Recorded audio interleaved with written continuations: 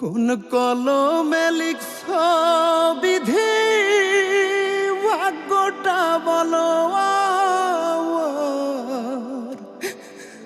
আমার সুখ লেখার কালে ছিল না বুঝি তোমার।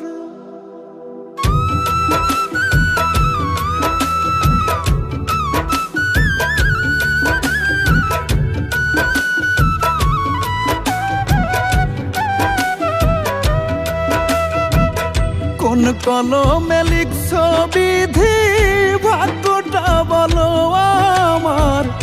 আমার সুখ লেখার কালে ছিল না বুঝি তোমার। কোন কলমে লিখছ বিধি ভাগ্যটা বলো আমার সুখ লেখার কালে ছিল না বুঝি তোমার। দু চোখেতে কোথা থেকে আসে এত জল, এক জীবনে এত দুঃখ কেমনে সইব বলো, এক জীবনে এত দুঃখ কেমনে সইব বল।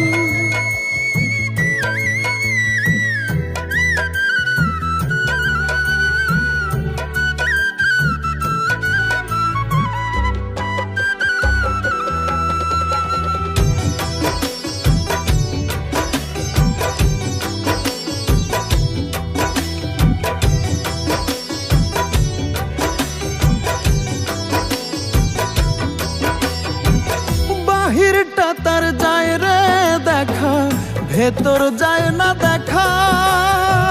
স্বার্থ পরেই দুনিয়াতে আমি বড় একা রে, আমি বড় একা।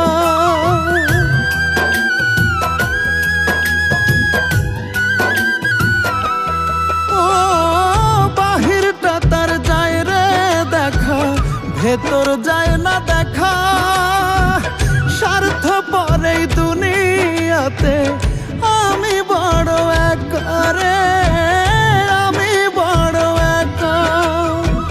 দু চোখেতে কোথা থেকে আসে এত জল, এক জীবনে এত দুঃখ কেমনে সইব বলো, এক জীবনে এত দুঃখ কেমনে সইব বল।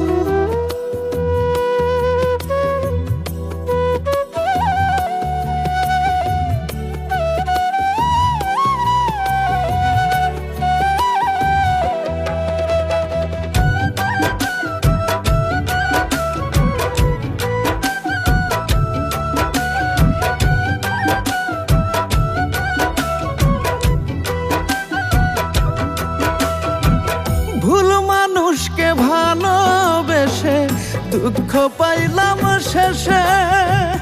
বুকটা ভাসে চোখের জলে, সুখটা নাই কপালে রে, সুখটা নাই কপালে।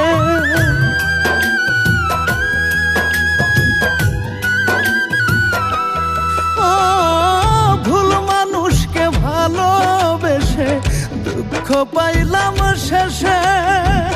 বুকটা ভাসে চোখের জলে, সুখটা নাই কপালে রে, সুখটা নাই কপালে।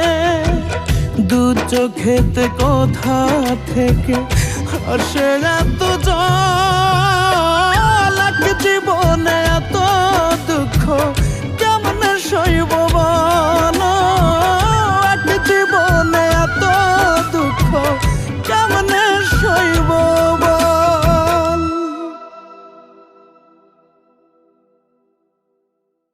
এক জীবনে আমার এই 22 বছরের ক্যারিয়ারে আমি কখনো এত কষ্ট করে কোনো গানের শুটিং করিনি, এটা চিরসত্য কথা। এবং আমি কিছু খাইনি, এবং বাসি মুখে বলতেছি আমি কিছুই খাইনি।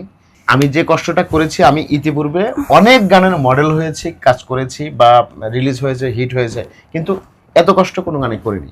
শুধু আমার পা না, আমার পা এখানে একবার লাগছে, আমার কোমরে ব্যথা পাইছি।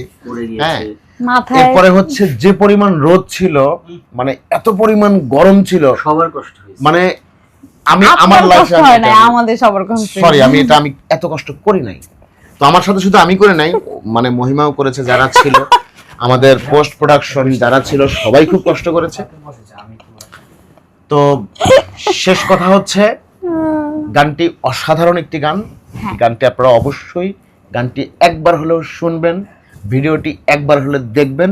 আশা রাখি এটা মানে আমি কতটুকু মানে কনফিডেন্স নিয়ে কথাটি বলছি সেটি আপনারা প্রমাণ পাবেন, সেটা হচ্ছে গানটি একবার শুনবেন।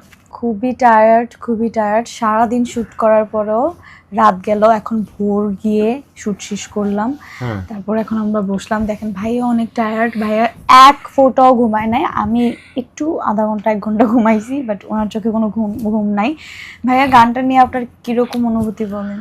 হ্যালো দর্শক, আসসালামু আলাইকুম, আমি ইমন খান। আপনাদের সবাইকে জানাচ্ছি অনেক অনেক প্রীতি ও শুভেচ্ছা আর good morning.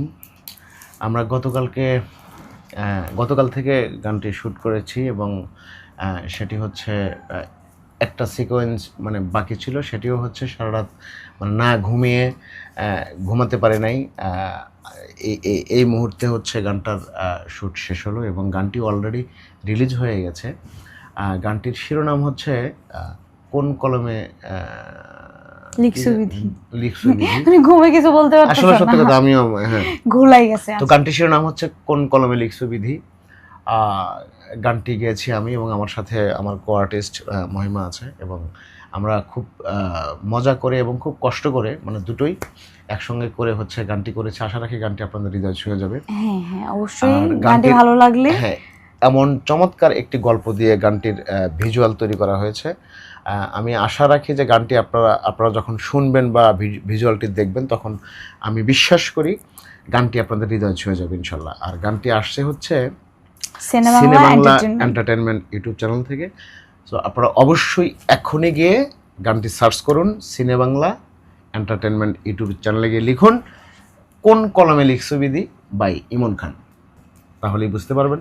Thank you so much. সবাই ভালো থাকুন, সুস্থ থাকুন, সুন্দর থাকুন এবং বাংলা গানের সাথেই থাকুন, আরো সাথে থাকুন সিনেবাংলা এন্টারটেনমেন্ট ইউটিউব চ্যানেলের সাথে। আল্লাহ হাফিজ। কোন কলমে লিখসবিধি ভাগ্যটা বলো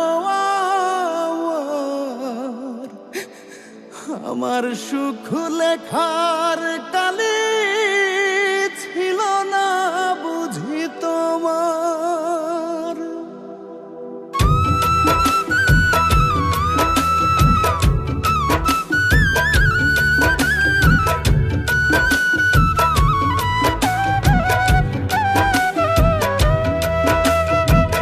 কোন কলমে লিখসবিধি ভাগ্যটা বলো আমার সুখ লেখার কালে ছিল না বুঝি তোমার। কোন কলমে লিখসবিধি ভাগ্যটা বলো আমার সুখ লেখার কালে ছিল না বুঝি তোমার।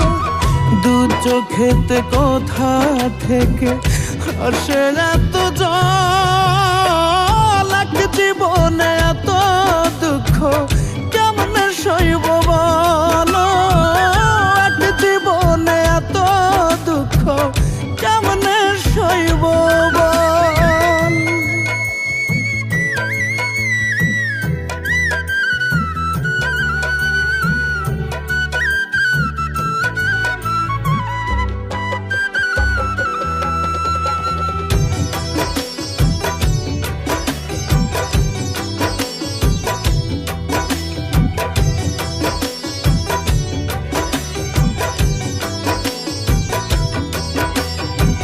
বাহিরটা তার যায় রে দেখা, ভেতর যায় না দেখা। স্বার্থ পরেই দুনিয়াতে